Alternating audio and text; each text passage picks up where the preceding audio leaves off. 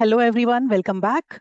In today's session, I'm going to start talking about distributed system. I'm going to talk about PySpark, Apache Spark, and how it is going to help us when we are working with big data. So now let us understand one of the important question when working with big data. Why do we actually need PySpark? Okay, so we will be understanding that. I have a small data set which is related to trades. And after that, I can show you the applications which I have created. Certain Python files are there where I'm using the PySpark. And after the ingestion of trades.csv, the CSV file ingestion, I'm able to get this data frame that you can see here. I have performed certain validations. Then the transformation, some additional actions are being taken. Like for example, if someone is buying the trade, then it will be adding the value, adding the holdings to that customer. Then finally, we are displaying the result. We will be also understanding that how it is different from Pandas data frame. And once we are done using the Spark session, we will be stopping it. And when we see the final one, we will be able to see something like that. This is the process data where trade type is there, trade value after the transformation, and the action. When there is a buy, then we have add to holdings. And when there is a sale, we have reduce holdings, right? So this we are going to do in details. We are going to understand about what is batch processing and what is we should understand about why we need PySpark, like I said. So suppose we have the trades.csv file, okay, containing around 500 million records, right? And around the size of it is around 100 GB. In that case, if I am using normal Python to read normal Python, either dict reader, or we are using pandas. So we generally write code this way: import pandas as PD, df equal to pd.read csv, and the trade file. If you have any directory, you provide the path in, and these are the columns, symbol and amount are the columns which involves in the trades.csv, right? So we want to find actually the total trading amount for each stock. For example, if we have stock like Apple, Microsoft, Google, and Amazon, we want to calculate the total trading amount for each stock. For example, how much trading stock is there of Amazon. Okay, so now the question is, can we simply use normal Python or Pandas for this? I have written this code here. Problem, your computer may not have enough memory. There could be a chance that you have 100 GB total file and you are trying to ingest it. Your computer RAM is 16 GB. Pandas is a library which is trying to load all the data into the memory, but it is not fitting. Right. So you are using group by also, you are using, so many stuff over here. So the code is very simple, but there is a major problem. Our file is very big. So while our computer is having less memory, like I mentioned, 16 GB, in that case, it's simply not fit into the memory. So the result could be very slow processing, memory issues, or even an out of memory error. So the important point here is Pandas is excellent for small and medium sized data sets. But when the data become extremely large, big data, like I said, guys, a single machine can become a limitations, right? So now let's see the other hand side, right hand side, where we are using PySpark. We call it distributed processing. We'll understand what exactly the distributed processing is. So distributed processing means what? Instead of asking one computer to process the entire 100 GB file, we can divide the work across multiple machines. Look at the diagram. Machine 1, machine 2, and machine 3. So here we have our 100 GB data containing 500 million record. Instead of loading all 100 onto one machine, the data can be distributed across multiple machines. Right? So machine 1 can process one portion of data, machine 2 can process similarly the another portion, and the third one is also the another portion.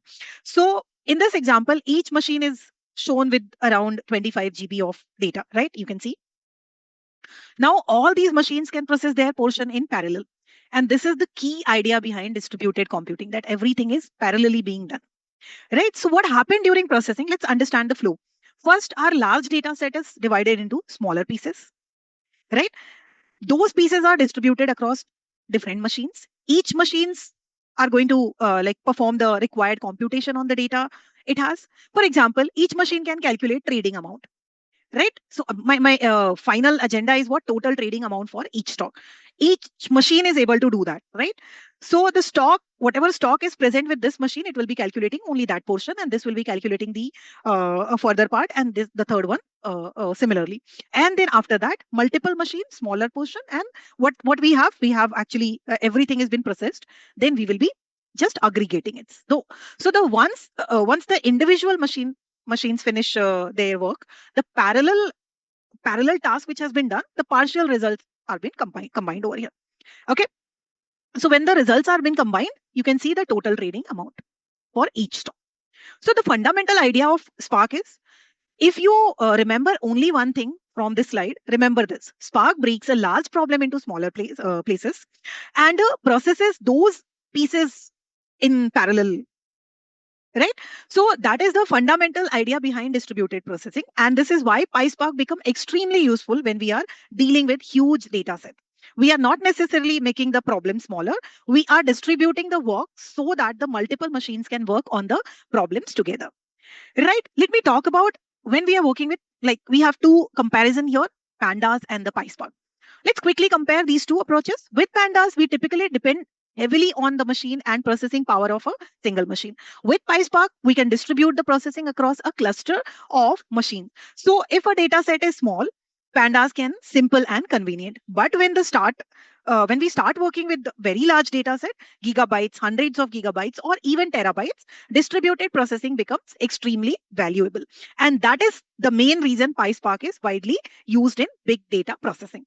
Right? So now you might be wondering, how exactly does Spark divide the data? What is cluster? What are the driver and executor? And how does Spark actually distribute and execute our code across multiple machines? Don't worry, that's exactly what we are going to understand in the next part. So now that we know why we need PySpark, let's move ahead and understand how PySpark actually perform distributed processing.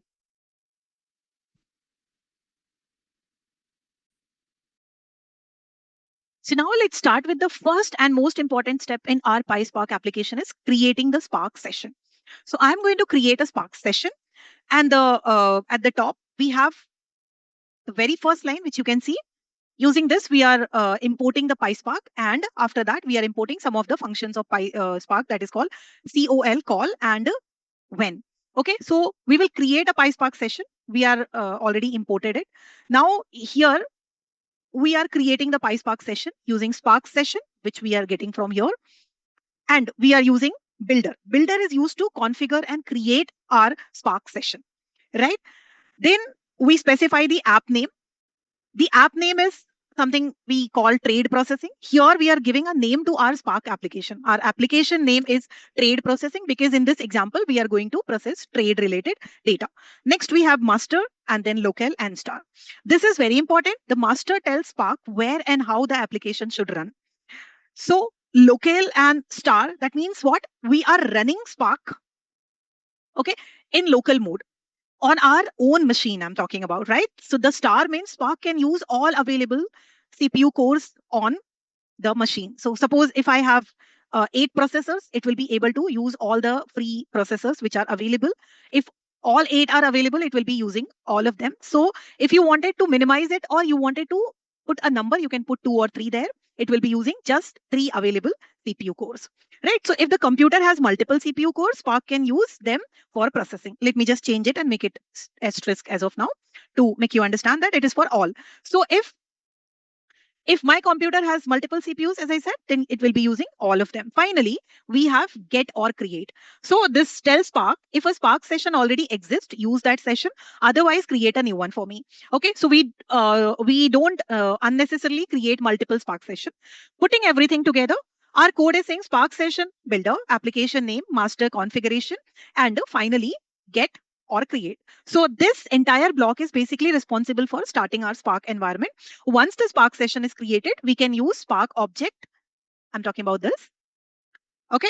To read our trade data, create data frames, apply transformation, and perform different types of processing. And if you look at the output below, right?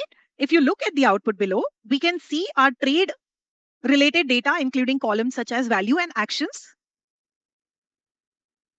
This one, values and actions. Values like add to holdings and reduce holdings are coming, right? So SparkSession is an entry point to Spark. So when you're creating a Spark session, this is the entry point to Spark. App name gives the name to our application. On Spark UI, you can see the same name. And locale runs Spark locally using available CPU cores. Get or create will say create a new session or reuse the existing one.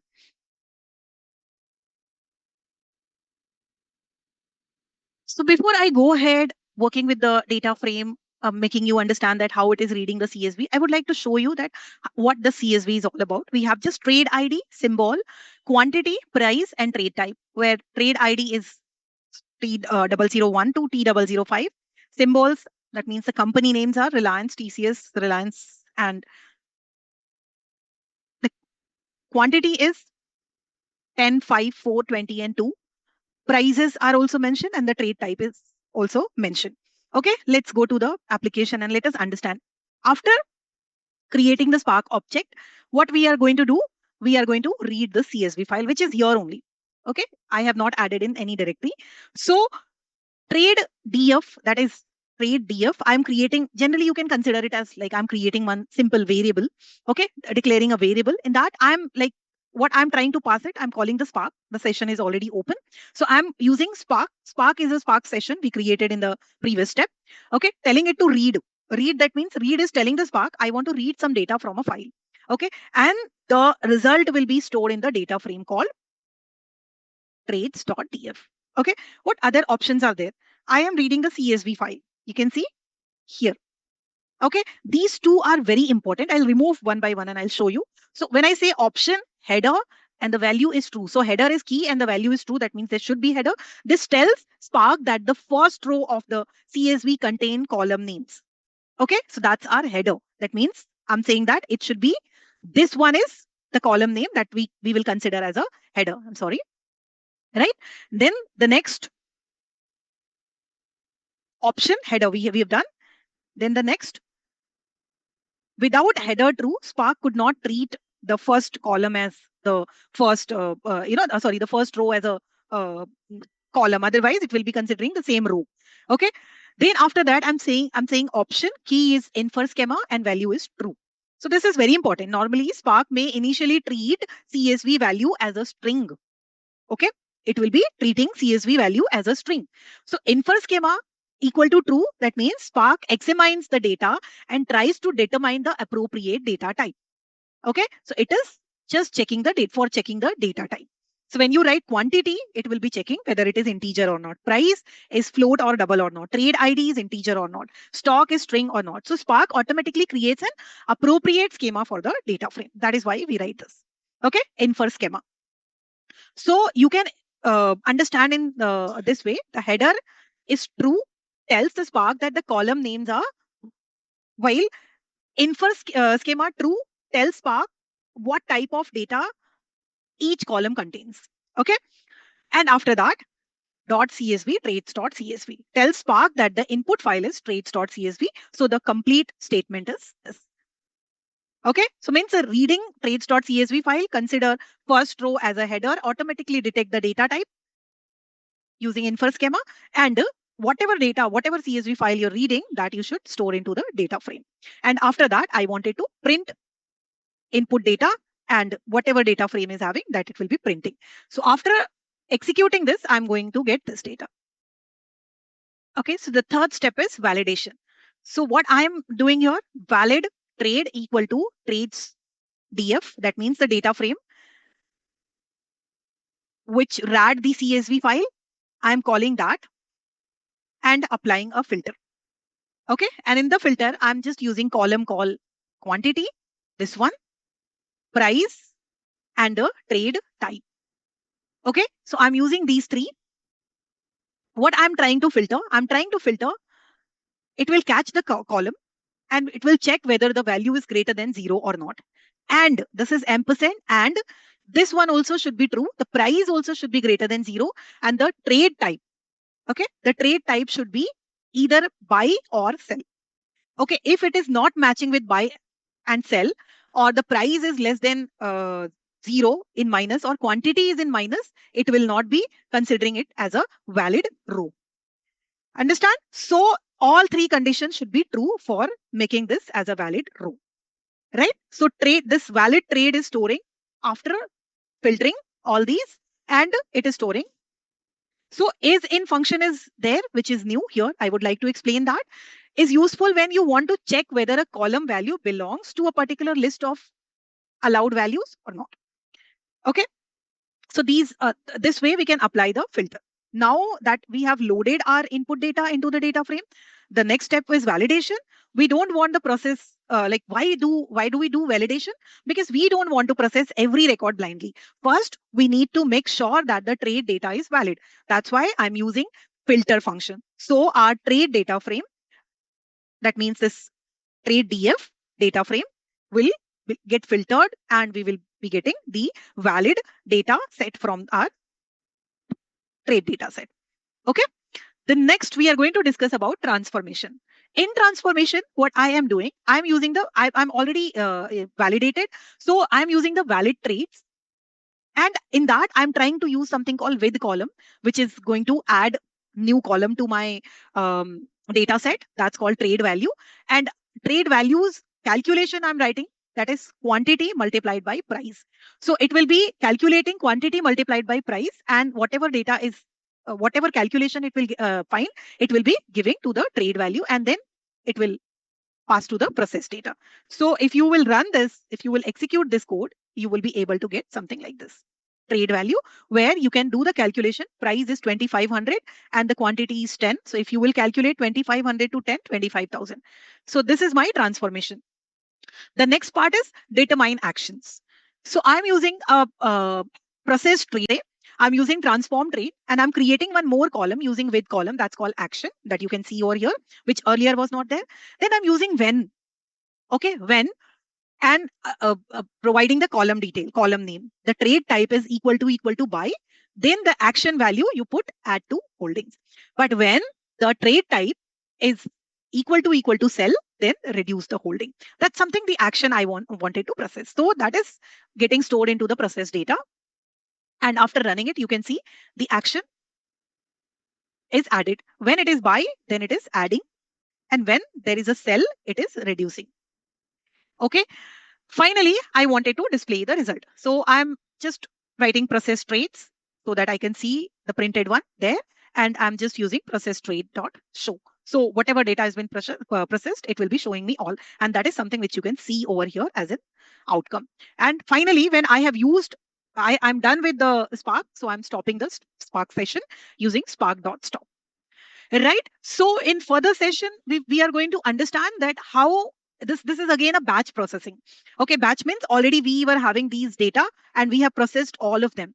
Now further, whatever I'm going to talk, it is about streaming. That means, for example, in input, I am going to just give the path to input, and this is not having any file, so it will not be showing any file. But whenever we will add it, it will keep on adding. I'll add trade day 1, it will add trade day 1, then day 2, it will add day 2. So that's called the live streaming. Like for example, you have a banking application and you are withdrawing something. So it immediately gives you the notification that you have withdrawn this much amount and this is the current balance. That type of example I'm going to give you in further videos. Thank you so much.